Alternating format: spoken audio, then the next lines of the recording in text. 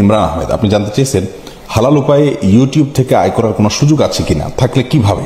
কোথাও এর কোনো সঠিক সমাধান পাচ্ছি না, এই বিষয়ে একটু আলোচনা করলে আমি সহ হাজার ইউটিউবার উপকৃত হতে পারি। বা ইমরান আহমেদ, ইউটিউবে হালাল উপার্জন করার উপায় আছে, আর তা হলো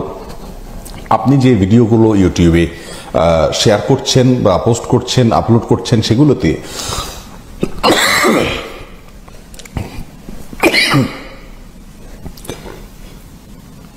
সেই ভিডিওগুলোতে যদি আপনি ভেতরে কোনো অ্যাডভার্টাইজ দেন, কোনো কোম্পানির অ্যাডভার্টাইজ দিলেন অথবা আপনি কোনো পণ্যের অ্যাডভার্টাইজ দিলেন, সেটি আপনার নিয়ন্ত্রণে যদি থাকে, অ্যাডভার্টাইজটা আপনি নির্মাণ করলেন অথবা যারা নির্মাণ করেছে সেটা যদি আপনি দেখে সেখানে কোনো হারাম পণ্যের অ্যাডভার্টাইজ দেওয়া না হয়, সেখানে হারাম কোনো কিছু প্রদর্শিত না হয়, তাহলে সেটি জায়েজ আছে ইনশাআল্লাহ বিদিনা। আর এছাড়া ইউটিউব কর্তৃপক্ষ যে অ্যাডগুলো দিয়ে থাকে, অর্থাৎ তাদের মাধ্যমে যে অ্যাডগুলো আমাদের